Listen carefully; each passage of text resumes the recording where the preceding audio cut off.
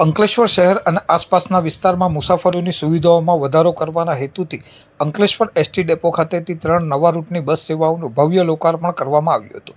ગુજરાત રાજ્ય સરકાર દ્વારા જાહેર પરિવહન સેવાને વધુ સુદૃઢ અને લોકભોગ્ય બનાવવાના પ્રયાસોના ભાગરૂપે આ નવીન બસ સેવાઓ શરૂ કરવામાં આવી છે। રાજ્યના જળસંપત્તિ મંત્રી ઈશ્વરસિંહ પટેલના હસ્તે અંકલેશ્વરથી સાળંગપુર, અમરેલી, અંકલેશ્વરથી છોટાઉદેપુર અને અંકલેશ્વરથી વાપી એમ કુલ 3 નવા રૂટની બસોને લીલી ઝંડી આપી પ્રસ્થાન કરવામાં આવ્યું હતું। આ પ્રસંગે મંત્રીશ્રીએ જણાવ્યું હતું કે આ નવી બસ સેવાઓ શરૂ થવાથી મુસાફરોને સીધી મુસાફરીની શ્રેષ્ઠ સુવિધાઓ મળશે અને લાંબા અંતરના પ્રવાસમાં સમય તેમજ નાણાંની બચત થશે। ખાસ કરીને ધાર્મિક અને ઔદ્યોગિક મહત્વ ધરાવતા સ્થળો સાથેનું જોડાણ વધતા સ્થાનિક રોજગાર અને પ્રવાસનને પણ વેગ મળશે। આ લોકાર્પણ કાર્યક્રમમાં ભરૂચ વિભાગીય નિયામક સંજયભાઈ જોશી, અંકલેશ્વર ડેપો મેનેજર જગદીશ ગાવિત સહિત એસટી નિગમના ઉચ્ચ અધિકારીઓ અને કર્મચારીઓ મોટી સંખ્યામાં ઉપસ્થિત રહ્યા હતા। મંત્રીશ્રીએ આ તકે એસટી નિગમની કામગીરીને બિરદાવી હતી અને જણાવ્યું હતું કે છેવાડાના માનવી સુધી પરિવહન સેવા પહોંચાડવી એ સરકારની પ્રાથમિકતા છે। નવી બસોના પ્રસ્થાન સમયે મુસાફરોમાં પણ ભારે ઉત્સાહ જોવા મળ્યો હતો, કારણ કે હવે તેમને અન્ય બસો બદલ્યા વિના સીધા જ પોતાના ગંતવ્ય સ્થાન સુધી પહોંચવાની સુવિધા પ્રાપ્ત થશે। કાર્યક્રમના અંતે ઉપસ્થિત સૌ મહાનુભાવોએ મુસાફરોની સુખાકારી માટેની આ નવીન સેવાની સફળતાઓ માટે શુભેચ્છા પાઠવી હતી।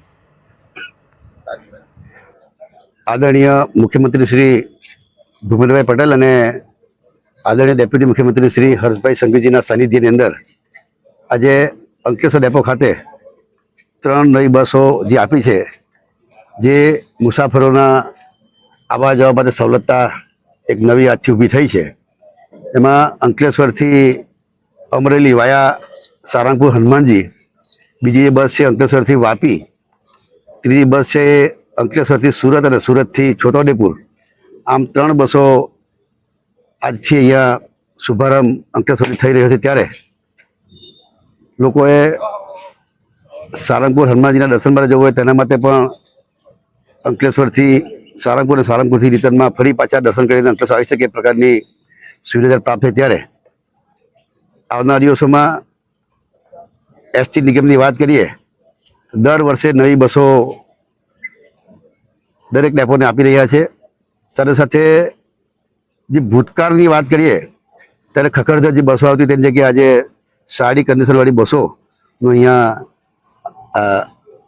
ગુજરાતની અંદર એસટી નિગમ દ્વારા મળી રહ્યું છે અને ગુજરાત સરકાર પણ નિગમને સહાયરૂપ થઈને દર વર્ષે બસો નવી પૂરી પાડી રહ્યા છે। ત્યારે આ જનતાને આનાથી લાભ થવાનો ત્યારે હું ખૂબ ખૂબ શુભેચ્છા પાઠવું છું અને રાજ્ય સરકારનો આ 3 બસો આપી છે બદલ એમનો આભાર માનું છું।